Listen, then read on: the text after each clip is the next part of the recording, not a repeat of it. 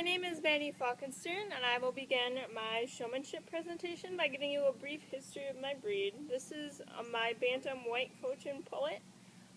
White Cochins originated in Shanghai, China, and they were later imported and showed in 1845 and then admitted to the standard of perfection in 1873. Now, I will begin my examination.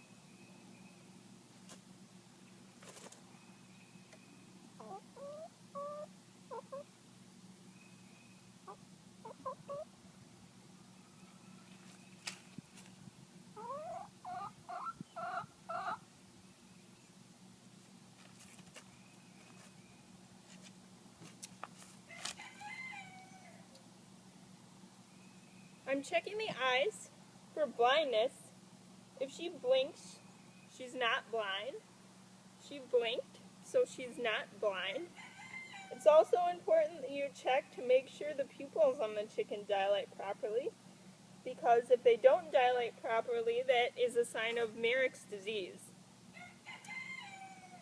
Also, when you're checking the eyes, note the eye color.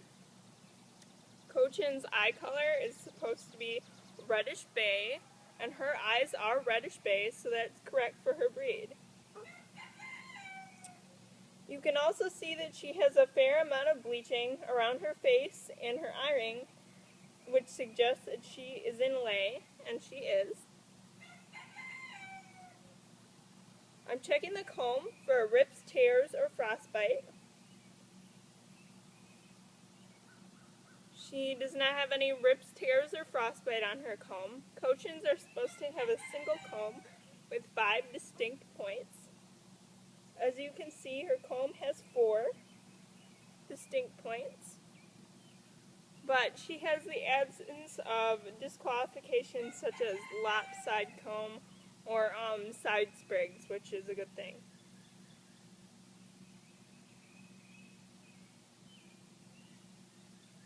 Next, I'm checking the wattles for rips, tears, and frostbite. She does not have any rips, tears, or frostbite on her wattles, and they're oval shaped and evenly proportioned, which is another important thing you look for. Next, I'm checking the back of the head.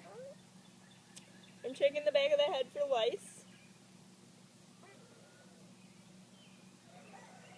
She does not have any lice on the back of her head. You can also check to see if the undercolor is correct for your bird.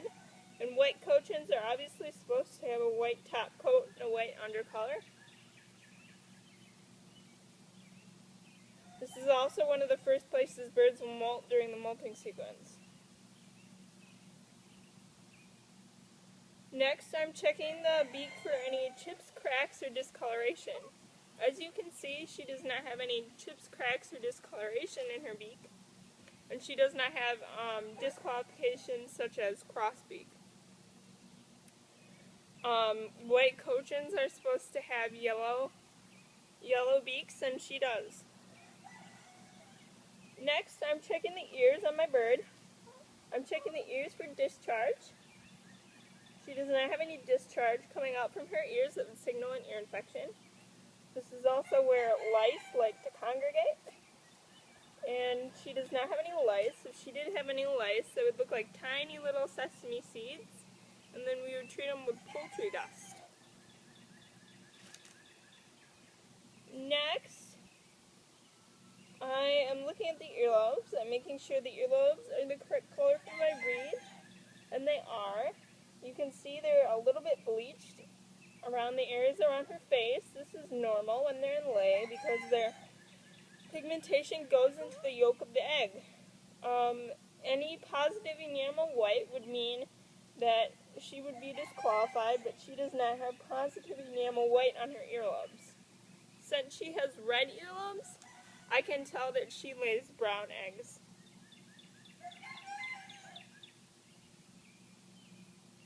Next, I'm checking the hackle feathers. I'll check under the hackle feathers for signs of lice. She does not have any lice. underneath her hackle feathers. And you'll notice that the hen's hackle feathers are rounded and the rooster's hackle feathers are pointed. This is important when trying to determine the sex and they are younger. Next, I'm checking the width and the length of the back with my hand. Her back is straight, which is a good thing because otherwise it would be a disqualification. You want coach ends to have a wide, short back leading up to their tail or cushion. I'm checking the tail for disqualifications like wry tail, squirrel tail, or split tail. She does not have any wry tail, squirrel tail, or split tail. The other thing that you need to check for on cochins is a concave tail, which is the absence of underfluff in the tail, making it appear concave. She has a very nice tail. Her feathers did this weird thing when I washed her, and so that's why some of them are kind of curly. I just think she hasn't gotten time to preen back there yet. Next, I'm going to check the abdomen to see if she's in lay. Her abdomen is soft and spongy, not hard. If her abdomen was hard, or hard in areas, that would indicate that she has fat in her body cavity, and producers, like the production hens, do not want to have fat in their body cavity. Her abdomen is soft and spongy, which suggests that she is in lay. And I'm checking the vent to see if she is in lay. As you can see, the vent is a red color right now. So that means that she is probably laying eggs. And I'll check and see if I can put 2 fingers in between the pubic bones. That means that she's probably laying eggs. I can fit 2 fingers evenly in between the pubic bones on this bird, which suggests that she has a large abdominal capacity and is indeed laying. Her pubic bones are flexible and soft, which means she's also laying. And I can fit 2 fingers in between her pubic bone and her keel, which also suggests that she is laying. Now I'm going to check the thighs for meat quality. This bird has no meat quality whatsoever because they're an ornamental bird.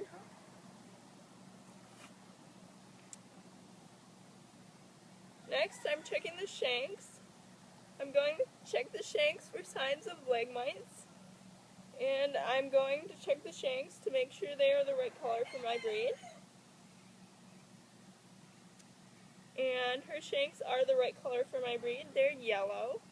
She is exhibiting some signs of leg mites, which has been a problem in my coop in the past. What you do for leg mites is you try to smother them with mineral oil so they suffocate. Next, I'm checking the toes to make sure she has the correct number of toes and that none of the toes are bent and her feet are not seriously deformed. If some of her toes were bent, that could be an indication of a nutritional deficiency early in life. That can sometimes cause bent toes. And she has the correct number of toes, which is 3 toes and a dew claw. I'm checking to make sure she has her toenails, and she does, except for this one is really tiny, and it's growing back because she probably broke it off. I'm checking the pads of the feet for cracks or cuts in bumblefoot. She does not have bumblefoot or cracks or cuts on the pads of her feet. I'm going to turn the bird around front for you so you can see something unique to cochins. As you can see, their outer toes on the cochins are feathered. This is how it's supposed to be. They're supposed to be profusely feathered, and her inside toe is not feathered. If the inside toe was feathered, that would be a disqualification. she is free from disqualifications. As you can see, she does most likely have leg mites, because when I flex her toe, the scales are upturned.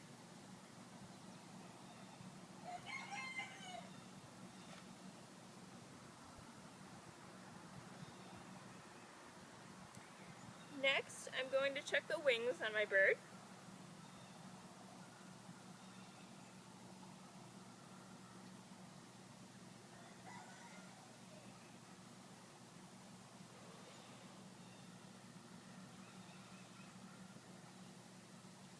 I'm going to check under the wings for signs of lice. She does not have any lice on or under this wing, on or under this wing.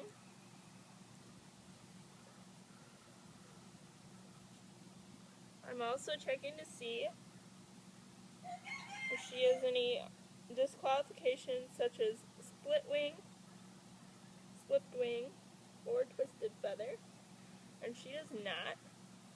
There's the wing front, the wing bow, the wing bar, the primary coverts, and the wing shoulder, and the primary and secondary feathers. She's supposed to have 10 primary, 10 secondary, and 1 axial feather, and she does. The axial feather is a tiny little feather in between the middle feathers.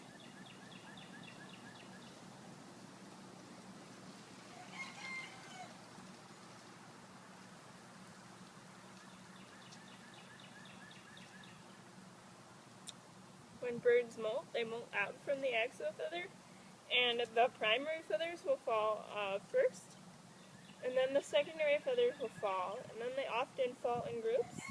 And the best molters take no more than 12 weeks to molt.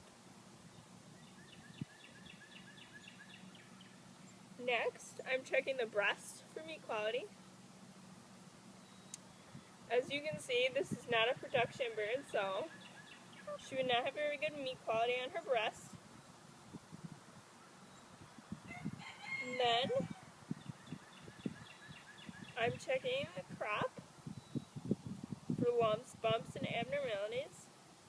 She does not have any lumps, bumps, or abnormalities on her crop to suggest that she is diseased or her crop is impacted, which is common in production birds. After that, I'm checking the keel bone. Her keel bone is straight, which is good. Some diseases like fowl cholera cause a misshapen keel bone in the later stages of the disease. And also a misshapen keel bone would be a disqualification for show, and you would not want to breed that bird.